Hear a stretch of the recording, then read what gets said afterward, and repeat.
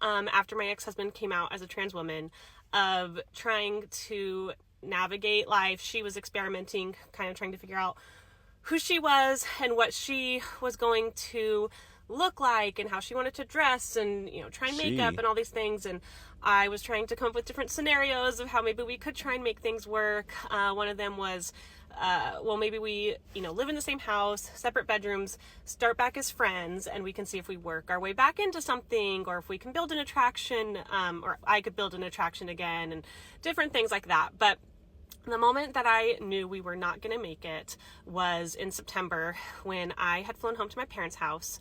And during that trip home, when we would FaceTime her, she had really at that point started to go more into kind of her new look, and she was wearing wigs and makeup, all female clothing, really starting to present socially as a woman more.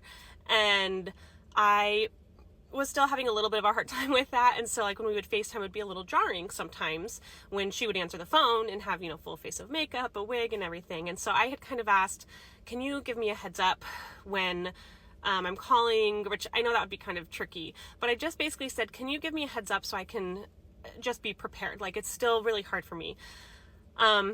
Which she didn't like, because she said, well, this is me, like, this is who I am now. And I understand that now, like I can see that, but I was just, I don't know, I was just struggling. So I had asked basically for any kind of heads up when she was in her female presenting self. And so when she came to pick us up at the airport, I just remember she walked in and was in full, like, short jean shorts. She had, you know, padding in. She had her full wig and makeup and all of that on. And she came into the airport, and I just knew in that moment that if she couldn't at least text me beforehand and say, hey, when I'm picking you guys up, I am going to, like, this is how I'm going to be. And maybe she had basically told me that, like, hey, this is how I'm going to be from now on.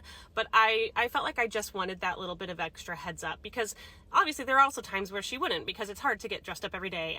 pause. What is going on? Look, I, I'm confused if she's the problem. She keep calling him she. What does you mean she? That's your husband. There's no she. That's a he. That's your husband.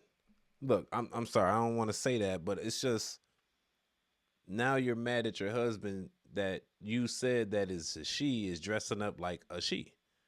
You can't be mad at that, or you just mad at the timing. Either way, this is preposterous. I, I, I hate to entertain things like this. I feel like, in a way, and this is me, maybe she's just the person.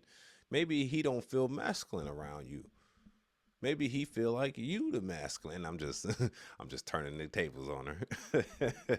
Maybe he feel like she's the man. I'm just saying. I would have look. Let me play the rest of the video. Damn it, this is getting wicked. It's getting wicked. And to be all ready. And so there were still times that she looked more like my I husband. can't And justify so, yeah, that was the moment that I knew we weren't going to make it, because I just wasn't prepared for it. And she was ready to move forward, and she wasn't willing to even kind of give me that little bit of things that I'd asked for. I hadn't asked that she didn't dress like that. I just had asked that she give me that heads up. And so unfortunately that was the moment on the drive home. And I just remember crying and her saying, this is silly. Like, this is it just because I'm, you know, presenting like this. And it wasn't really that. It was the fact that I realized she needed to move forward at her pace, and it was not my pace. And I just was not ready and couldn't handle it anymore. So it was really sad. I think I mentioned before, it actually, the next day was our 7th anniversary. And that was the day that we officially decided to separate and started making a plan on how that was going to look for the future. Look, she said it was their 7th anniversary, right? And I can't speak on their relationship. Maybe that's a white relationship. I don't know. But in my eyes, I'm like, well, so you knew this person identified as a female, yet you maintained in a marriage with this individual, and your final draw was when you picked them up from the airport with your parents, and then decided that this is too much for you because they didn't give you a heads up that they're gonna dress in, like, let's say drag. You know what I'm saying? The problem was you knew that this person is a female or male pretending to be a female, and you went along with it. You address him as her because that's out of respect, and I understand that.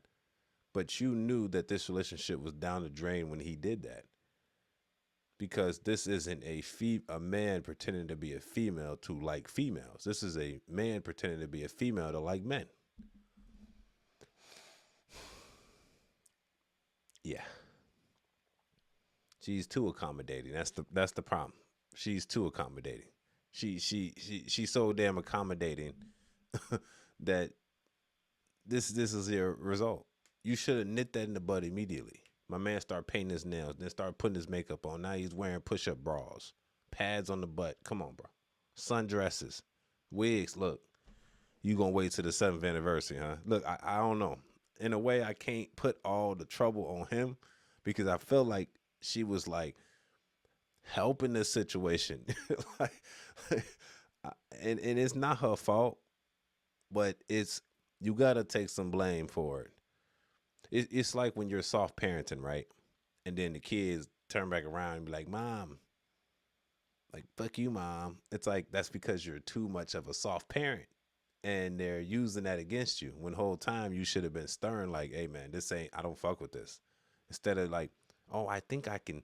Let me see if I can like this. Let me work around it and see if we can, do something." No, no, no. We can't do nothing with this.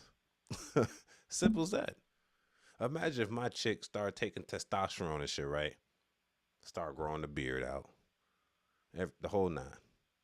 Titties damn near just deflate. You hear me? Or she wrap them down tight, and then I'm sitting there like, man, maybe I can still love her. Let's see what happens. Maybe I can turn her back out. The fuck? What are we talking about? You know what I'm saying? That's what I feel she was doing. And then with my girls, say, and I'm hypothetically just switching the situation, say my girl also said, "Oh, I like to be addressed as him." So I'm in the same house, even though we got kids, we married. I'm in the same house as my girl, calling her him, while she looking like a man next to me. Come on, bro. Look, she the problem. Am I wrong? I might be wrong, bro. I might be wrong, but in this situation, I might not be wrong. Because I tried to switch it. Because if that was in my situation, that's just me though too. If my girl tried to become a man and I had to address her as him, it would be a problem already. No, no, ladies and gentlemen, no. So I'm not. Maybe it's poor guidance. The dude was lost anyway. The dude was a lost cause, and she should have dropped his ass as soon as he started getting on that iffy behavior. Immediately, she waited and waited and waited. He have a whole persona until he embarrassed you in front of people that you love, and now you call it quits. He embarrassed you in front of people you love, now you call it quits. It's too late. You can't do that. You know what I'm saying? You cannot do that. You should have been knit that in the bud as soon as he started painting the nails. You already knew something was up. Next, you know, you go in the room. No, she should have stopped it before he would start wearing the pink thongs. Hey, look, and this is why I tell women, stop trying to do gay shit with your man. Look, I'm dead ass. Girls be trying to turn men out. Do I be lying? Look, you ever slapped your man ass? Females, y'all ever slapped your man's ass? Stop doing that. Cause then you gonna be blue as hell if this nigga turn gay. He like that shit. I'm like, you scratching it like or some women, not to be explicit on here, but some women be liking that eat a nigga ass shit, bro. They freaky, G. Look, I ain't saying that's what she do, but I ain't saying that's not what she do neither. But they be on that pegging, eating booty. Next, you know it. I told a chick at work. I said, y'all scratching the itch that shouldn't be itch, G. Hey, y'all scratching the itch that only a man can scratch for another man. Look, that's why I say don't do this type of shit. And now you got a man in there like, hey, I ain't gonna be surprised if Buddy Ass was already wearing thongs and shit before he was painting his nails. Come on, you think it just happens one day and he just wakes up, dress, hair, makeup, push up bra? Hell no. It first start off with uh, you going down, you hit the tank, Now you eating the booty. Gee, I'm trying not to be explicit, but y'all get what I'm saying here? It go from there to wearing the thongs. Easy access. From there to wearing the sundress. Niggas start putting empty bras on with socks in the shit like a little girl. Look, my man didn't. She fucked up, G. And now the kids got to grow up knowing that they got two mamas now. Look, world over with. I'm just trying to show you. I'm telling you the G perspective of what just happened. I can't even put the blame on the man completely. I have to jump in the mind of the nigga first to be like, what was you thinking to think this is okay? She was probably a booty eater, G. I know women like that do this. And I tell women all the time, stop touching on that man booty.